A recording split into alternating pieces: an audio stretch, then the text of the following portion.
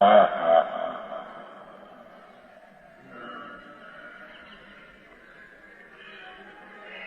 મનુષ્ય ગતિઓમાં ને ગતિઓના શરીરોમાં અહંકાર મમકાર નહીં કરતા અનેક ઓરડાઓમાં સંસારી રતન દીપકની માફક રતનનો દીવો લીધો એને હવા લાગે તો પણ એનો પ્રકાશ કઈ હલે છે. હા હા હા. અંધારામાં લઈ જાવ ઓરડામાં તો એ પ્રકાશનો અભાવ થાય છે. હા હા હા. એમ મનુષ્ય ગતિ કે દેવ ગતિ કે નાર ગતિ. હા હા હા. સ્વ ભગવાન પૂર્ણાનંદ એનો જ્યાં આશ્રય લીધો એટલે એ બધામાં અનુકૂળ ને પ્રતિકૂળ એવી જે બુદ્ધિ દ્રષ્ટિ છૂટી જાય છે. હા હા હા.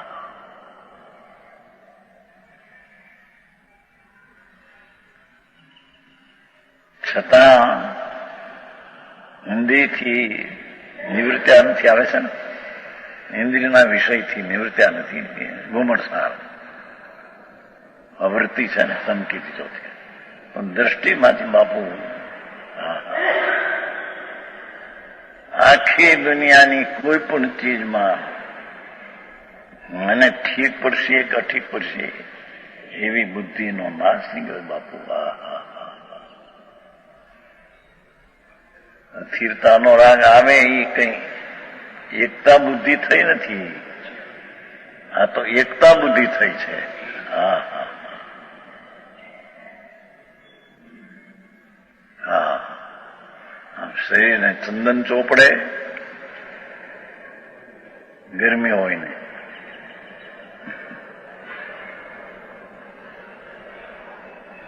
તો પણ જેને જ્ઞેય છે એ સિવાયનો એનો આ ઠીક છે એવો મમકાર ગયો છે કે હા હા હા હા.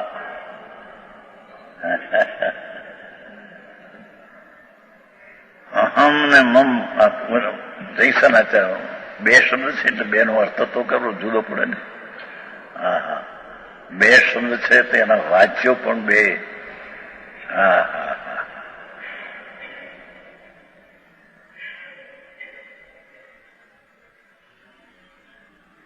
ત્રણ લોકનો નાથ ભગવાન સચિદાનંદ પ્રભુ ધ્રુવ પરમ સ્વભાવ પંચમ ભાવ પરિણામિક ભાવ જ્ઞાયક ભાવ ધ્રુવ ભાવ. પરિણામિક ભાવ કર્યો છે પણ પરિણામિક ભાવ પરમાણુમાં છે ઠીક કરીને ત્યાં જ્ઞાયક ભાવ લીધો છે. જ્ઞાયક ભાવ એકલા પ્રકાશ જ્ઞાન પ્રકાશનો પુંજ પ્રભુ રતનનો દીવડો જેમ ઓરડામાં ફરે છતાં હલે નહીં એનો પ્રકાર એવો આ ભગવાન આત્મા ગમે તેવા પ્રસંગમાં રાગ આદિ દ્વેષના પ્રસંગમાં આવ્યો અસ્થિરતામાં પણ એ એમાંથી હલતો નથી. એ મારું છે ને મને થયું છે એમ એ માનતો નથી. હા હા હા. આવી વાતો છે. નવરા ક્યારે આવું ક્યારે કરે જિંદગી જાય છે આખી. હા હા. કરવાનું તો આ છે ભાઈ, મનુષ્ય મળ્યો એમાં કરવાનું તો ભવના અંતની વાતો કરવાની છે બાપા. ભવના અંતના ભાવને પ્રગટ કરવાનો છે. હા હા.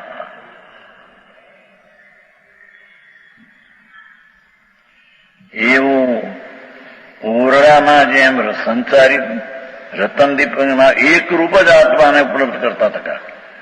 અનેક ઓરડામાં જતા એ રતનદીપ અનેક રૂપે થાય છે એમ નથી.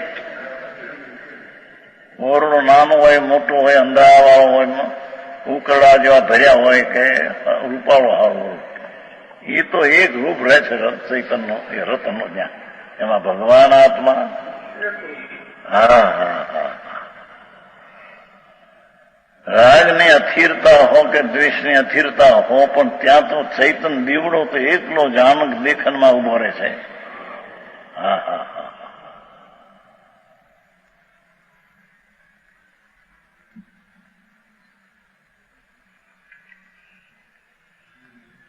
એક જ રૂપ આત્માનો વ્રત કરતા થયા. એ અનેક ઓરડામાં રતન જાય પણ રતન તો એક રૂપ જ રહે છે. એમ અનેક શરીરમાં આવે છે ને અનંત ધર્મ, અનેક શક્તિ અનંત ધર્મત્વ, અનંત શરીરમાં રહેવા છતાં એ અનંત ધર્મ શક્તિ પરને અડી જ નથી. હા હા હા, ઉડતાળી શક્તિ છે અનંત ધર્મત્વ.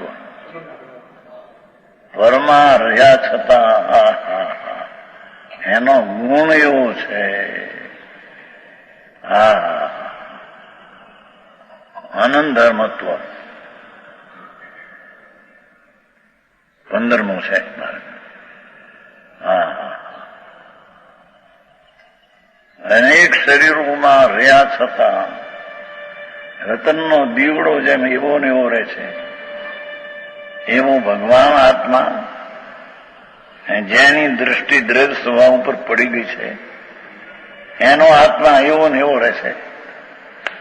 હા હા હા હા, તો બાવા થઈ તો થાય. ઓલો અમારે મતલબ છે ને એમ કે જરિયા વાળો બાવો છો પણ પ્રભુ આ બદલે કેદી રાગમાં આવ્યો નથી, રાગરૂપ થયો નથી, પછી તારે બાવો વળી નવો ક્યાં કરવો? કોઈ સ્થળમાં કોઈ ક્ષેત્રમાં રહ્યા જ નહીં, કોઈ કાળભાવમાં રહ્યા, પર રૂપે થયો નથી, જ્યાં રાગ રૂપે થયો નથી. હા હા હા, એ તો ચૈતન ચમત્કાર રતન દીવડો. હા હા હા, એ રતનનો દીવ અંધારા રૂપે થયો નથી. હા હા હા, એમ ભગવાન ચૈતન રતન જેણે સ્વનો આશ્રય લઈને બધી એકાંત દ્રષ્ટિનો નાશ કર્યો, એને અનેકાંત ચૈતન રતન દીવડો એવો ને એવો રહે છે. હા હા, આ સમ્યક દર્શન ને જ્ઞાનની વાત છે.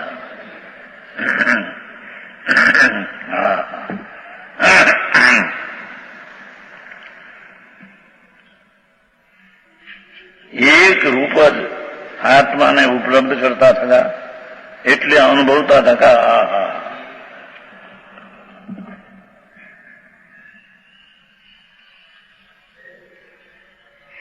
અવિચલિત ચેતના વિલાસ માત્ર આત્મવ્યવહાર. હા હા હા, ઓલો ભ્રષ્ટ હતો પહેલામાં. અવિચલિત ચેતના વિલાસ, જ્ઞાન ચેતના. હા હા હા, જ્ઞાન ચેતના જાગી, એનો વિલાસ થયો. ચલે નહીં એવી ચેતના વિલાસ. હા હા, મારી આવી વાત. ચલે નહીં એવો વિચલિત ચેતના વિલાસ, સમ્યક દર્શન જ્ઞાન ચારિત્રય ચેતનાનો વિલાસ.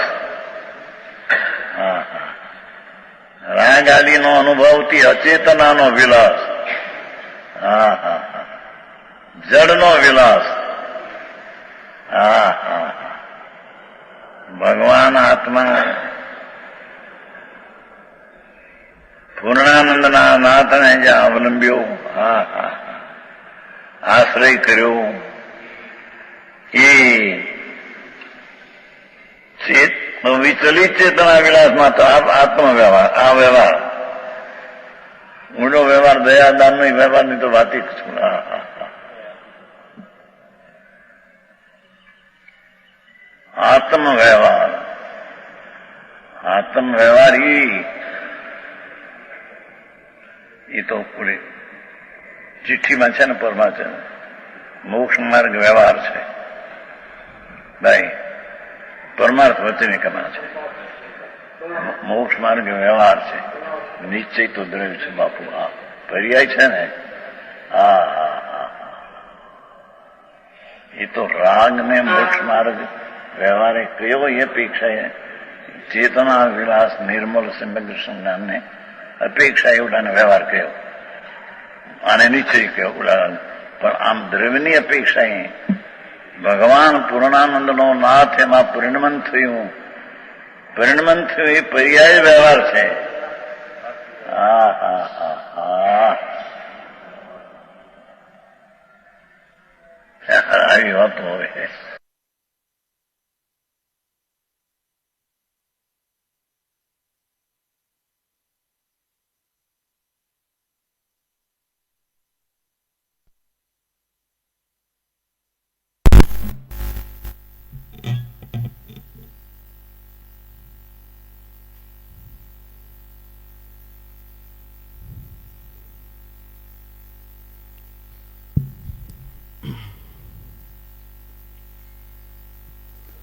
ळमो अरिहन्ताळं ळमो सिद्धाळं ळमो आयरियाळं ळमो वज्झायाळं ळमो लोये सवसाहुळं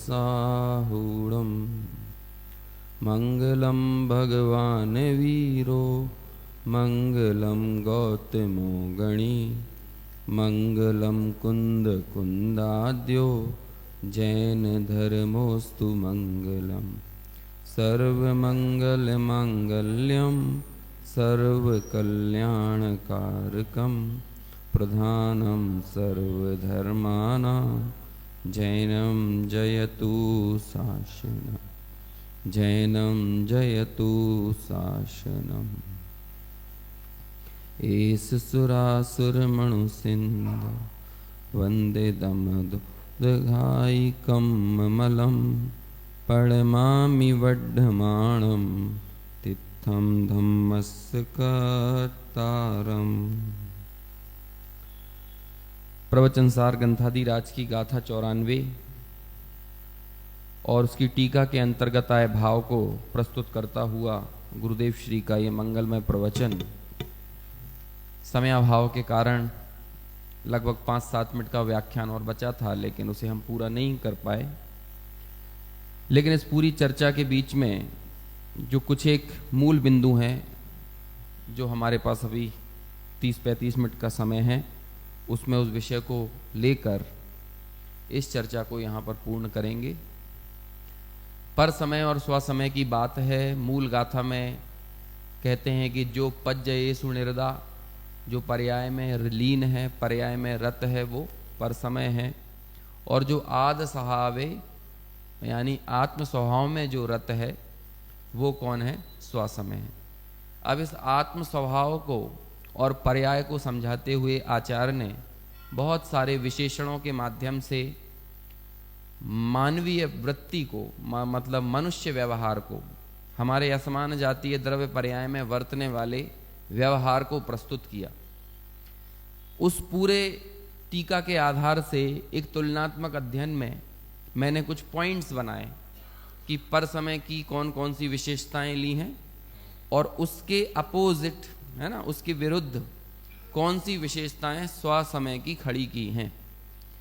हालांकि हम लोग पूरी टीका को सरसरे तौर पर एक बार प्रवचन के माध्यम से देख चुके हैं, इसलिए यदि मैं एक पक्ष का जो प्रवृत्तियां हैं, विशेषताएं हैं, उसे आपके सामने रखूंगा तो आपको दूसरे पक्ष की विशेषताएं तुरंत ख्याल में आना चाहिए।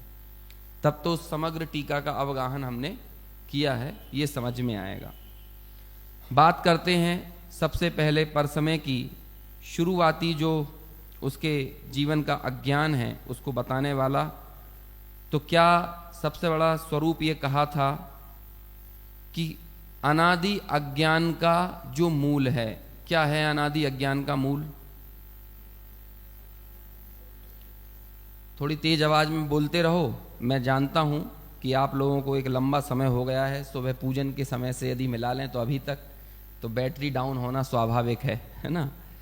लेकिन आप लोग बोलेंगे तो आप अपने आप को स्वयं रिचार्ज कर पाएंगे। आजकल ऐसी गाड़ियां आती हैं ना, वो चलती हैं तो खुद चार्ज हो जाती हैं और पड़ी रहती हैं तो डिस्चार्ज हो जाती हैं। तो ऐसे ही आपके बोलने से ही आप चार्ज होंगे। तो अनादि अज्ञान का मूल, तो उसके विरुद्ध में क्या खड़ा किया था? क्या था? नहीं, हाँ, असमान जाति द्रव्य पर्याय में बल धारण करना, ये क्या था? अनादि अज्ञान का मूल था। अब ये तो पर समय की बात हो गई। स्वसमय के संबंध में आचार्य अमृतचंद्र ने क्या कहा टीका में? अब बोलो, बिल्कुल सिंपल है। अनादि अज्ञान का मूल तो इसके, या फिर अनादि अविद्याओं का मूल, ये था ना अज्ञान यानी अविद्याओं का मूल, और उसके विरुद्ध खड़ा किया था सकल विद्याओं का एक मूल। अब सकल विद्याओं का एक मूल क्या है? आत्म स्वभाव में स्थित होना। और अनादि अज्ञान का मूल क्या था? असमान जाति द्रव्य पर्याय में बल धारण करना। और विद्याओं का मूल क्या था? उन पर्यायों का बल छोड़कर एकमात्र आत्म स्वभाव में जो भी अपनी ताकत और सामर्थ्य दिखाना है ना, तो कहां दिखाओ? अपने त्रिकाली द्रव्य में। और उसके लिए एक शब्द प्रयोग किया था, अपने द्रव्य गुण पर्यायों से सुस्थित। क्योंकि वो द्रव्य कैसा है जिसमें बल धारण करना है? कैसा है वो? पर्याय तो एक पक्ष हुआ, लेकिन वो समग्र वस्तु कैसी है? वो द्रव्य गुण और पर्याय से सुस्थित। सुस्थित का मतलब क्या होता है? गुण जहां पर रहना चाहिए वहां पर हैं, और पर्याय जहां जहां पर स्थित होना चाहिए वहां पर है। इसी बात को पिछली गाथा की टीका में समझा रहे थे, विस्तार सामान्य और आयत सामान्य कहकर। ठीक है, फिर इसके बाद आगे चर्चा करी तो कहा आत्म स्वभाव की संभावना में नपुंसक। क्या कहा था? तो इसके विरुद्ध में क्या बात कही? स्वसमय के लिए आत्म स्वभाव की संभावना में नपुंसक कौन है? पर समय की स्वसमय। अब मुझे तो आपसे अगले आधे घंटे बुलवाना ही बुलवाना है, तभी जागृति रहेगी, है ना। सोते सोते सुनोगे तो कुछ मतलब नहीं है। फिर वही बात हुआ कि 4 दिन शिविर लगा, कुछ कहा कुछ सुना, लेकिन क्या कहा क्या सुना ये कुछ पता नहीं है। समझ में आया? तो इसलिए अभी बोलना है। क्या विरुद्ध में इसके खड़ा किया? आत्म स्वभाव में नपुंसक के विरुद्ध में क्या खड़ा किया था? आत्म स्वभाव की संभावना में समर्थ।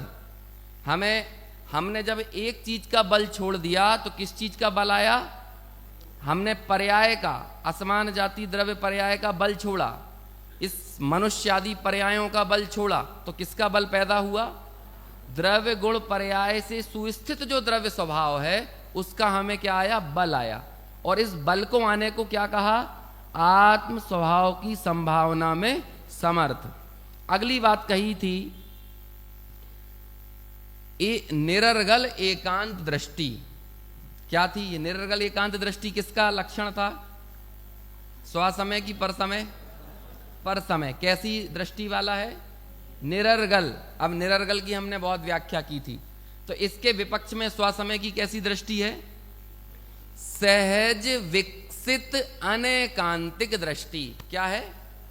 अब मैंने इसका चार्ट बनाने की कोशिश की थी, लेकिन वो चार्ट बन तो गया, लेकिन उसमें वर्तनी संबंधी अशुद्धियां थी, तो इसलिए मैंने यहां पे प्रस्तुत नहीं किया। नहीं तो मैं यहां पे इस चार्ट को बनाकर रखता, एक तरफ स्वसमय की विशेषताएं और एक तरफ पर समय की विशेषताएं, है ना। और कैसे पर समय से स्वसमय हुआ जाता है, अज्ञानी से ज्ञानी कैसे हुआ जाता है, अप्रतिबुद्ध से प्रतिबुद्ध कैसे हुआ जाता है, ये टीका अपने आप में पर्याप्त है। आप लोगों को भगवती आराधना की एक गाथा का स्मरण होगा, कहीं आपने सुनी होगी। उसमें ऐसा कहते हैं, एक पद का ध्यान करते करते छपक की समाधि हो जाती। एक जिनवाणी के किसी एक पद की। इसको मैं सरल भाषा में समझाऊं, मान के चलो आपका ये पूरा हॉल है, मान के चलो 3000 स्क्वायर फीट का, 4000 स्क्वायर फीट का, है ना, ये पूरा कमरा है। हमने यहाँ पर जैसे ये अलमारी रखी हुई है ना, ऐसे हमने बहुत सारे, जैसे लाइब्रेरी में खंड बने होते हैं ना, ऐसे पूरे हमने लाइब्रेरी में की तरह हमने यहाँ पर अलमारियां रख दी, और सब में ठसाठस जिनवाणी रखी। एक भी जिनवाणी दोबारा रिपीट नहीं, सारी एकदम नई, है ना, बिल्कुल भगवान द्रव्य शुद्ध जिसे कहते हैं, आगमोक्त सर्वज्ञ कथित अबाधित शाब्द प्रमाण रूप जो जिनवाणी है, उसे हमने यहाँ पर रख दिया। और हमने आपकी आंख पर पट्टी बांधी और इस कमरे में अंधेरा कर दिया, और आपसे कहा कि जाओ अंदर जाके कोई एक जिनवाणी को खोलो। आप उस आंख पे पट्टी बंधे ऐसे टटोलते टटोलते आपको कहीं छोड़ दिया, आपने ऐसे हाथ रखते हुए रैंडमली किसी जिनवाणी को छुआ, फिर रैंडमली आपने उसे निकाला और आंख पे पट्टी बंधे में ही उसको खोला, और फिर आंख पे पट्टी बंधे में ही आपने क्या किया, अपनी उंगली एक पद पर रख दी, और वो पद पर जहां आपकी उंगली पड़ी है ना, आपने उसको खोला, तो वो कहते हैं वो जो पद आपकी आंखों के सामने आया ना, अकेले उसका विचार करते करते छपक की समाधि हो जाती है। इतना रैंडमली। ये जिनवाणी के शब्दों की ताकत है, ये सामर्थ है। तो हमें ये नहीं मानना कि ये 94 नंबर की गाथा के बाद फिर अगला कोई विषय हम लेंगे तब जाकर हमारा काम पूरा हो पाएगा। यदि हमारे अंदर विचारशीलता है तो आपके लिए जैसे बार बार ये बात आ रही है ना कि आप गुरुदेव का एक प्रवचन सुन रहे हो, अभी एक प्रवचन तो छोड़ो, हम 3 भागों में यहाँ सुनते हैं 20-20 मिनट के।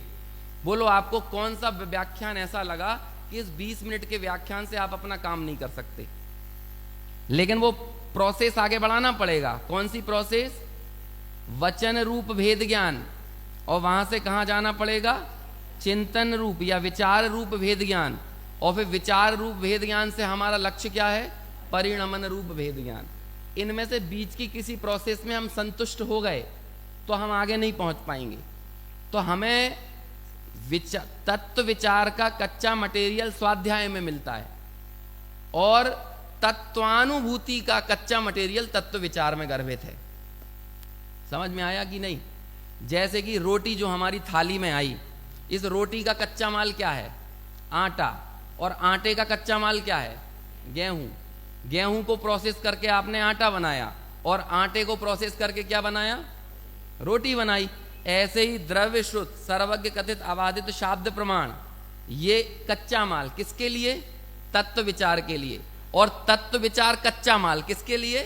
तत्वानुभूति के लिए। समझ में आया ना? तो एक पद की अपनी सामर्थ्य है। अब आप देखो इस गाथा में भी पर समय से स्व समय तक ले जाने की पूरी प्रक्रिया का बखान चल रहा है। बता रहे हैं कि हमारी निरर्गल एकांत दृष्टि के कारण कैसे हम अपनी प्राप्त पर्याय में ही तन्मयपना करके और इस मनुष्यादि शरीर में मैं मनुष्य हूं, ये मनुष्य शरीर मेरा है, और उसमें अहंकार ममकार करके ठगाकर क्या करते हैं? समस्त क्रियाकलापों को अपनी छाती से लगाकर रखते हैं। अब ये बात आपको क्या, यहां सुन ली हमने 40 मिनट, 25 मिनट, 30 मिनट, बात खत्म। अब ये वाली चीजों का चिंतन आपके कहां चलना चाहिए? ये तो आप पराध्याय कर रहे हो, स्वाध्याय तो दिन भर चलना चाहिए। क्योंकि अभी जो आप सुन रहे हो ना, इसमें मैं हूं, इसमें हमारे सामने शास्त्र है, तो ये शास्त्र और मैं स्वा हूं की पर हैं। तो हमने अभी तक किसका अध्ययन किया? पर का कि स्वा का? पर का। स्वाध्ययन किसे कहते हैं? इस पढ़े हुए से अपने परिणामों का, अपने अभिप्राय का, उसको खोज निकालना, उसे क्या कहेंगे? वो कहलाएगा स्वाध्याय। तो स्वाध्याय कब 40 मिनट होता है कि दिन भर होता है? तो ये दिन भर करने की जिम्मेदारी किसकी है? अभी जब यहां से गए और हमारी थाली में चकाचक रोटी आई, अच्छी सब्जी आई, रबड़ी, खीर, मलाई, है ना, सब चीजें तो सामने रखी हैं। अब बोलो उसके बाद जो उसे उठा के खा रहे हैं और चख रहे हैं, है ना, अब ये क्या है? इसे आचार्यों की भाषा में कहा, वो छाती से लगा के रखता है। आज तो साहब रसमलाई में मजा ही आ गया है। कल तो गुरुदेव श्री ने एक उदाहरण पंखे का दिया था कि जिनवाणी की बात भी सुने तो ये पंखा, बोलो क्या देख के अपन, यहां तो है नहीं व्यवस्था, ये बड़ी अच्छी बात है, लेकिन अन्यत्र आप कहीं भी जाओ, क्या देख के आदमी बैठता है? पंखा देख के उसके नीचे बैठता है। बैठता है कि नहीं? सर्वत्र जगह पे। तो ये क्या कर रहा है? इसे गुरुदेव कहते हैं पंखे को अपनी छाती से लगा कर रखा है। कल की जो चर्चा निकली थी। और ऐसे दिन भर विचार करो हम किन किन चीजों को छाती से लगाए हैं, विचार करो दिन। और जिन जिन चीजों को अपन छाती से लगाए हैं वो हमारे विकल्पों को बढ़ाती है कि निर्विकल्पता की ओर लेके जाती है? विचार करो। अब ये विचार किसको करना है? ये विचार आपके लिए जिनवाणी करेगी?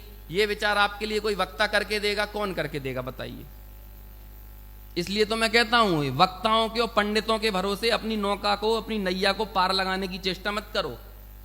ये अच्छी प्रवृत्ति नहीं है कि फलाने पंडित का सुन लें, फलाने वक्ता का सुन लें तो हमारी नैया पार हो जाएगी। इससे क्या होगी? वो तो चले गए 4 दिन में वक्ता अपनी दुकान उठा के, अभी हम चले जाएंगे है ना। अभी आगे क्या करोगे बोलो? इसके बाद भेद विज्ञान की कणिका आपके अंदर जलाए रखने की जिम्मेदारी किसकी है? उस वक्ता की कि आपकी स्वयं की? तो बोलो स्वाध्याय 24 घंटे किसको चलाना है, आपको कि हमें? तो ये कैसे चलेगा? जब ये पड़ा हुआ जो हमने यहां पर सारी चर्चा की है, ये लौ हमारे भीतर 24 घंटे जागृत है कि नहीं? ये तो हमारी अपनी अपनी स्वाविवेक से, स्वप्रेरणा से, और इसे में मुझे अपना हर कार्य करने का हर्ष बहुत है, टोडरमल जी के शब्दों में कहें तो वो करना पड़ेगा कि नहीं करना पड़ेगा? अब आप यहां पे एक एक चीज घटित करो। सहज विकसित अनेकांत दृष्टि क्या है और निरर्गल एकांत दृष्टि क्या है? 24 घंटे हमारी निरर्गल एकांत दृष्टि है, क्योंकि हम उस तात्कालिक तथ्य को ही शाश्वत सत्य मानकर प्रवर्तन करते हैं। आचार्य कह रहे हैं इन तात्कालिक तथ्यों को छोड़ो, बल्कि किसे द्रव्य गुण पर्याय से सुस्थित जो समग्र वस्तु है, जिसे आत्म स्वभाव कहा जा रहा है, उस आत्म स्वभाव को ग्रहण करके उसमें स्थित हो, तो उसका नाम क्या है? उसका नाम है अनैकांतिक दृष्टि। अब देखो आगे कौन सी बात आई थी, कितना अच्छा शब्द था। यदि आपके भीतर ये अनैकांतिक दृष्टि आएगी, कल रात को अपनी इसकी चर्चा चली थी, तो क्या होता है? कहते हैं एकांत दृष्टि के परिक्षीण को प्रक्षीण कर देता है, परिग्रह को प्रक्षीण कर देता है। कई जगह तो आचार्य ऐसा लिखते हैं कि मोह का वमन कर देता है। तो ये कई जगह वमन करना लिखेंगे और कई जगह क्या कर देंगे? क्षय कर दिया। किसी को जहर चढ़ जाए, कोई गंदी चीज जहर खा ले, आजकल होता है ना ऐसा, विष वगैरह खा लेते हैं युवा और फिर आत्मघात करने का प्रयास करते हैं। तो डॉक्टर के पास यदि तुरंत पहुंच जाओ तो वो कौन सी दवाई देता है? जिससे जो कुछ भी खाया हो तुरंत उगल दे, क्योंकि तुरंत उगल देगा तो क्या होगा? मरेगा नहीं। और यदि नहीं उगल पाया, अंश भी रह गया उस जहर का भीतर, तो क्या होता है? वो निपटा देगा। ऐसे ही कहते हैं कि मोह का वमन किससे होता है? कि जब सर्वज्ञ भगवान के शब्द भीतर में गए, द्रव्य श्रुत को ग्रहण करके जब भाव ज्ञान का अवलंबन लिया, तो काय को उगल दिया? अरे वो मोह टिकेगा नहीं आपके भीतर में, टिक नहीं सकता है, उगल ही देगा। वो दवाई इतनी पावरफुल होती है कि वो भीतर में जाती है तो जहर को उगल देती है। वो कोशिश भी करे ना, मैं उल्टी ना करूं, मेरा वमन ना हो, तो भी वो प्रयास नहीं कर सकता। वो इतनी पावरफुल दवा होती है कि अंदर डाली, डॉक्टर ने वो दवाई दी और तुरंत उसका वमन हो जाता है। ऐसे ये सर्वज्ञ कथित अबाधित शाब्द प्रमाण यानी द्रव्य श्रुत की ये ताकत है। ये जिन वचन आपके भीतर में गए, और ये भाव ज्ञान का मतलब सिर्फ शब्द रूप से नहीं, शब्द रूप से, विचार रूप से और परिणमन रूप से जब वो भीतर में गए तो क्या हो जाता है? वो तत्काल वमन हो जाता है। और ये ऐसा काम यदि हो गया तो ये छोटा मोटा काम हुआ है? ये काम ये आपको बारंबार यहां पे प्रेरणा दे दी, बोलो आपको प्रेरणा दी गुरुदेव श्री का सीडी चलाओ या फिर नियमित स्वाध्याय करो, तत्व विचार करो, इससे किस पंडित को फायदा है? बोलो पद्मश्री मिलेगा पंडित जी साहब को इसके लिए कि आप सब लोगों ने यहाँ पे सीडी चालू कर दिया तो पद्मश्री मिल जाएगा, कि पद्म विभूषण मिल जाएगा, या आप लोग सुनोगे तो उनका मोह दूर हो जाएगा? बोलो क्या हो जाएगा? अरे ये सब किसके कल्याण के लिए? हम किसी पे एहसान नहीं कर रहे हैं, ये तो परस्पर साधर्मी वात्सल्य है एक दूसरे के प्रति, जो आचार्यों के चित्त में भी आता है। क्योंकि जब हम वर्तमान स्थिति को देखते हैं, देखो एक जगह ऐसा शब्द आया समाधि तंत्र ग्रंथ में कि जब वो बहिरात्मा से अंतरात्मा बनता है ना, 16वें नंबर की 17वें नंबर का श्लोक होगा, तो मालूम क्या होता है? उसे अपने पुराने बहिरात्म पने पर क्षोभ पैदा होता है अंतरात्मा बनने के बाद। और मालूम किस बात का क्षोभ होता है? अरे यार मार्ग तो इतना सरल था, हम इतने दिनों तक अज्ञानी कैसे रह गए? ये बात मुझे पहले समझ में क्यों नहीं आई? समझ में आया? इतना आसान तो था अंतरात्मा होना। तो जब अंतरात्मा वो हो गया, तो अंतरात्मा होने के बाद उसे लगता है कि इतना टाइम क्यों निकाल दिया मैंने बहिरात, हम तो भैया आदिनाथ भगवान के साथ मोक्ष जा सकते थे, हम तो उससे पहले की 24वीं में मोक्ष जा सकते थे। क्योंकि ऐसी अवस्थाएं मनुष्य पर्याय जब कहते हैं मुनिलिंग धारण किया अनेकों बार, द्रव्य लिंग निरति 4 28 मूल गुणों का पालन किया, तो पूर्व में अवसर तो अनेकों बार आ गए, लेकिन बोलो क्या काम नहीं हुआ था? मोह का क्षय नहीं हुआ, क्योंकि उसकी सम्यक विधि नहीं मालूम थी, वो भेद ज्ञान रूप परिणमन नहीं हुआ। अभी जो बात चल रही थी सम्यक तत्रादौ सम्यक्त्वम, सर्व प्रकार से उस सम्यक्त को ग्रहण करो, सर्व प्रकार से। ये क्यों कहते हैं? ना सम्यक्त समम किंचित त्रैकाल्ये त्रिजगत्यपि, ये क्या ऐसे ही क्या कहते हैं? जैसे हम सब लोग रहते हैं ना, अपनी जबान तलुआ से मार दी है, चाहे जो बोल दिया व्यवहार में, आओ साहब आओ घर में बैठो, आओ क्या बनवाए खाने के लिए, भले किचन में कोई बनाने वाला ना हो, तो अपन भी क्या करते हैं? ऐसे व्यवहार में 50 बातें कर देते हैं कि नहीं? भोपाली और इंदौरी जो होते हैं उन्हें तो बहुत बोलने की आदत होती है इसमें। तो ऐसे ही आचार्य भी भाषा समिति के और गुप्तियों के धारी, ये इन्होंने भी ऐसे ही किया होगा कि उन्हें चलो कुछ भी लिखना है तो लिख दिया। जब वो इतनी गहराई में जाकर उस चीज का विचार करके अनुभव करके ये बात कह रहे हैं कि त्रिकाल में और तीनों जगत में, उर्ध अधो मध्य लोक में कहीं भी कहते हैं सम्यक्त के समान कुछ भी नहीं है, और ना मिथ्यात्व समम किंचित, है ना? और मिथ्यात्व के जैसा हमारा अहित करने वाला कोई नहीं है। अब बोलो कितने श्लोक और सुनाएं आपको सम्यक की महिमा बताने के लिए, कितने श्लोक सुनाएं? इससे बड़ा कोई डोज हो सकता है? तो एक पद हमारे लिए काफी नहीं है। एक पद का विचार करते करते छपक की समाधि हो जाती है। एक पद का विचार करते करते समाधि तो बहुत ऊपर की चीज है। बोधि की प्राप्ति और बोधि को बनाए रखना, ये दो अलग अलग प्रक्रिया हैं। बोधि के जन्म का नाम सम्यक्त्व है और बोधि को बनाए रखकर अगले भाव में ले जाने का नाम समाधि है। बोधि की उत्पत्ति से ज्यादा सस्टेन करना, उसके लिए तो और समता भाव की जरूरत है। अत्यंत प्रतिकूलताओं में भी आप अपनी बोधि को कायम रखे हुए हैं। किसके बल पर? तत्व ज्ञान के बल पर। तो समाधि भी जब हो जाती है एक पद के स्मरण से, एक पद का विचार करते करते, तो बोलो एक पद के विचार से और उस विचार रूप परिणमित होने से बोलो सम्यक की उत्पत्ति क्यों नहीं हो सकती? लेकिन उसके लिए करना क्या पड़ेगा? विचार तो खुद को ही करना पड़ेगा ना। समझ में आया? हम आप लोगों के लिए थाली लगाकर दे सकते हैं, आप लोगों के मुंह में खिला भी सकते हैं, बनाकर दे सकते हैं, थाली सजाकर दे सकते हैं, हाथ से खिला के दे सकते हैं। चबाना कौन को पड़ेगा? चलो चबा भी नहीं पा रहे हो तो चबा के भी हम दे सकते हैं। आजकल मशीनें आ जाती है ना, एकदम रस निकाल देते हैं पीस के, चबा के दे दिया। अब लेकिन पचाएगा कौन? पचाना किसको है? ऐसे ही ये तत्व विचार आज हमारे सामने गुरुदेव ने टोटली प्रोसेस्ड करके दे दिया है। अब लेकिन इसे ग्रहण करके अंदर में उतारना किसको है? अब ये बताओ, अब क्या, कहां तक ये देवगुरु शास्त्र का अवलंबन कहां तक निमित्त है? बताइए। ये देवगुरु शास्त्र की भी जो हम भक्ति कर रहे हैं, हम लोग कभी अपने से ये प्रश्न तो करें। आप 3-4 बार अपनी क्रियाओं के साथ क्यों लगा दिया करो, बस आपको पता चल जाएगा ये क्रिया सार्थक है कि निरर्थक है। क्यों तो लगाओ, क्यों लगाओ? मंदिर आए क्यों? पूजा के लिए। पूजा करी क्यों? काय के लिए? अब क्यों लगाओ? क्यों लगाओगे तो आपको आपकी नीयत दिख जाएगी कि पुण्य के लिए, पद्धति बुद्धि से, परिपाटी का निर्वहन करने के लिए, 4 आदमियों में प्रतिष्ठा पाने के लिए, अपने आप को धार्मिक साबित करने के लिए। क्यों? आप क्यों लगाओगे आपको आपकी नीयत पता चल जाएगी। और उस नीयत की खोट को दूर करने के लिए तत्वज्ञान जरूरी है। अब पता चल गया मंदिर क्यों आए। इसलिए आए, हमें पिताजी आते थे, दादाजी आते थे।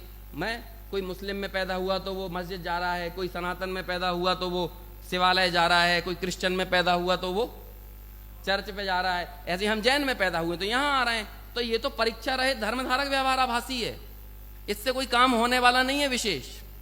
अरे हमारा पर समय पना दूर हुआ कि नहीं, स्वसमय रूप परिणत हुए कि नहीं, मूल चीज तो यहां से साबित होती है।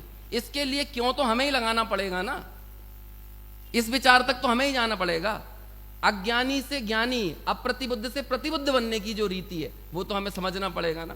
उसे यहां पर बताते हैं कि भाई निरर्गल एकांत दृष्टि से एक समय की पर्याय को पकड़ा हुआ है।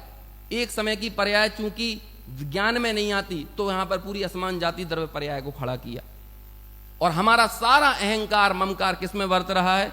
बस यही वर्ता है, मैं मनुष्य हूं, ये मेरा मनुष्य शरीर है और इस मनुष्य पर्याय में होने वाला व्यवहार मेरा व्यवहार है, इसके सारे क्रियाकलाप मेरे हैं, मुझे ये सुखी बनाने के लिए है। इस कारण से उसे छाती से लगाकर रखता है और इस कारण से राग द्वेष रूप परिणमित होता है। देखो, राग द्वेष रूप परिणमित होना, यहां पर एक तरह से आपका अब चारित्र मोहनीय का विकार खड़ा होने जा रहा है। लेकिन चारित्र मोहनीय का विकार खड़ा करने से पहले अनादि अविद्या का मूल कौन खड़ा किया था? दर्शन मोहनीय। समझ में आया ना? ऊपर किसे खड़ा किया था? दर्शन मोहनीय। और फिर दर्शन मोहनीय की संतति में झरने लगा कौन? चारित्र मोहनीय भी। और हमारी कोशिश किसे रहती है?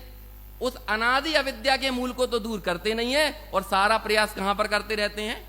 चारित्र मोहनीय में करते रहते हैं। यहां फोड़ा हुआ तो हमने यहां इलाज किया, इसे दबा दिया तो यहां से फोड़ा निकल आया, इसे दबा दिया तो यहां से निकल के आ गया, यहां दबाया तो यहां से निकल गया।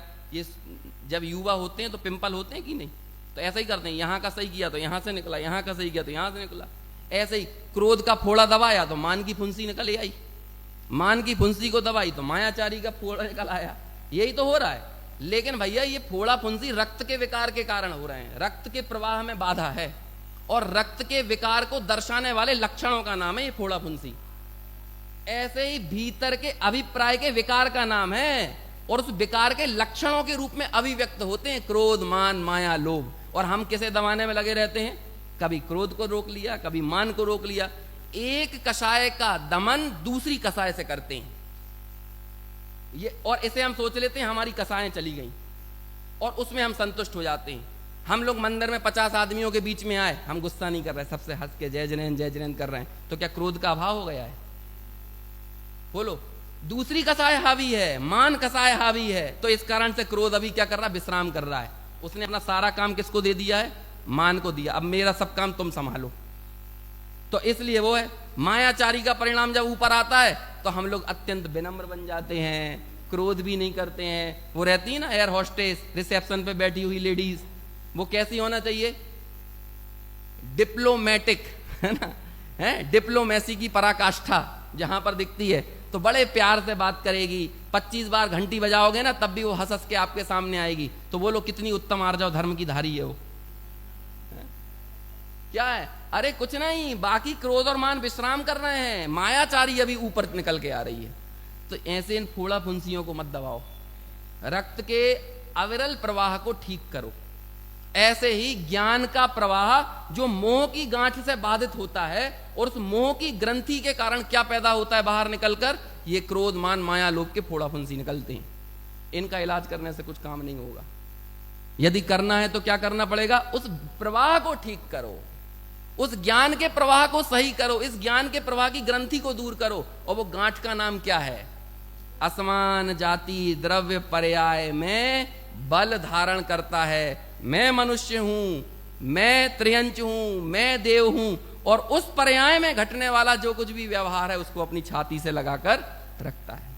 ये परसमयपने का कारण है। देखो पर आगे क्या कहते हैं? ऐसी सहज विकसित अनेकांत दृष्टि वाला एकांत दृष्टि के परिग्रह को प्रक्षीण कर देता है और किसे अंगीकार करता है? अविचलित चेतना व्यवहार को अंगीकार करता है। मनुष्य आदि पर्यायों के व्यवहार को छोड़ देता है और फिर मनुष्य आदि व्यवहार का आश्रय न करने वाला राग द्वेष के उन्मेष को रोक देता है और किसे पा लेता है? परम उदासीनता का अवलंबन लेने वाला होता है। क्या मिल गया? परम उदासीनता का अवलंबन। उदास, उदास शब्द बुरा नहीं होता, समझ में आया? उदास कौन होते हैं? परम उदास कौन है? बीतरागी भगवान। समझ में आया? सर्वज्ञ 13वें गुण स्थान में एक सूत्र आता है, क्या कहते हैं? ज्ञान का फल क्या है? तो उसका उत्तर है हान उपादान उपेक्षा। क्या है ज्ञान का फल? हान उपादान उपेक्षा। हम लौकिक में उपेक्षा शब्द को बहुत गलत समझते हैं, लेकिन परम उपेक्षा के धारी कौन है? केवली भगवान है। हान उपादान, जब तक जीव छद्मस्त अवस्था में है तो ज्ञान प्राप्ति से क्या होता है? हान, हान यानी होता है हे, और उपादान यानी होता है उपादे। ये हमें कौन बताता है क्या हे है और क्या उपादे है? ये ज्ञान बताता है। लेकिन जब बीतरागी हो गए, आप सर्वज्ञ हो गए, तो वो सर्वज्ञ का ज्ञान का फल क्या है? ऐसा प्रश्न किया। मेरे हिसाब से आप्त परीक्षा या आप्त मीमांसा में कोई श्लोक भी है ऐसा। उसका क्या फल है? सर्वज्ञ को ज्ञान का क्या फल है? कहते हैं सर्वज्ञ को ज्ञान का फल है उपेक्षा। क्या उपेक्षा? अब दुनिया में हर चीज को इतने नजदीक जाकर देख लिया कि किसी की इच्छा नहीं रह गई, तो सब चीजों की क्या हो गई? उपेक्षा हो गई। उद आस, जो सारी आस से ऊपर उठ गया हो। आस यानी क्या होता है? आशा। तो जगत की आशा, पर द्रव्यों की आशा, और जो पर द्रव्यों की आशा से ऊपर उठ गया उसे क्या बोलते हैं? उदास। ऐसे ही कहते हैं परम उदासीनता किसे मिली? जिसने पर द्रव्य का अवलंबन छोड़ा और स्वाद्रव्य को सर्व प्रकार से अंगीकार किया, तो क्या हो गया? एकमात्र अविचलित चेतना व्यवहार में स्थित हुआ, तो वो क्या हो गया? परम उदास। कौन है वो? परम उदासीनता का अवलंबन लेने वाला मात्र और मात्र स्वाद्रव्य की संगति करता है। ये स्वासमय होने की विधि है, और इसके लिए हम ये पूरी चर्चा पढ़ रहे थे, पर समय और स्वसमय की।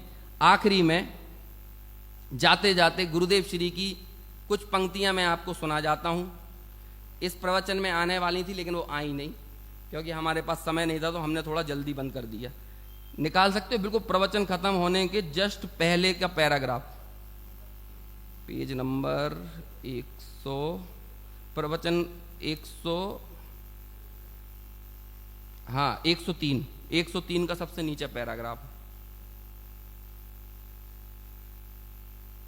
निकल गया, सबसे अंतिम पैराग्राफ। अरे रे कहाँ जिंदगी जाती है। ये देखो, इसमें उनके दर्द को समझना। 103 पेज है ना, उसका नीचे का बराबर, अरे रे कहाँ, बस इसके ऊपर आओ आप। 103 पेज इधर जो लिखा, आ गया निकल गया, 103 पे नीचे, और बस यही बस। अरे रे कहाँ जिंदगी जाती है, हा पूरे दिन व्यापार का पाप, स्त्री पुत्रादि को संभालने का पाप, ये समझ लो, छाती से लगाए रखना। पूरे दिन 22 घंटे यह पाप, कभी, अब कई लोग तो 24 घंटे कर रहे हैं, गुरुदेव कह रहे हैं, लेकिन कई लोग हैं ना, चलो हम सुबह सुबह 1 घंटा पूजा कराते हैं, है ना, शाम को थोड़ा सा दर्शन कराते हैं या थोड़ा सा प्रवचन सुन लेते हैं, है ना। आपको आधे घंटे गुरुदेव को इसलिए सुनाया जा रहा है कि कालांतर में 3 घंटे तक भी पहुंचो। समझ में आया है, आधे घंटे में ही मत कट के रहना, लेकिन शुरुआत तो कहीं ना कहीं से करनी पड़ेगी ना, इसलिए शुरुआती पहले चरण में ऐसा उपदेश दिया जाता है। कभी घंटे 2 घंटे मंदिर जाए, कोई यात्रा जाए, उसमें कोई शुभ भाव पुण्य हो, वह पुण्य तो अधर्म है, वह धर्म नहीं है। यह बात जचे कैसे बापा, आहा बापू तुझे शल्य रह गई है भाई, इस एकांत दृष्टि को शल्य रह गई है। ये एकांत दृष्टि वाले अज्ञानी को शल्य हैं। जिन चीजों को अपनी छाती से चिपकाए हुए आप बोलो वो निशल्य बनाती हैं कि शल्य में डालती हैं, शल्य रह गई हैं। राग के कारण चैतन्य को किंचित धर्म का लाभ होता है, इस मान्यता में तुझे एकांत दृष्टि की मिथ्यात्व की शल्य रह गई है। आहा इस चेतना के विलास में आने पर वह शल्य निकल जाती है। समझ में आया, यह तो मात्र आत्म व्यवहार पर वजन है। आहा भगवान पूर्ण अमृत का सागर है प्रभु, सर्वज्ञ परमात्मा केवली को जो अनंत आनंद प्रकट हुआ वह कहां से आया। ये जो भगवान बैठे हैं जिनका हम दर्शन कर रहे हैं, ये अनंत आनंद आया कहां से, उस ओरिजिन तक तो पहुंचो।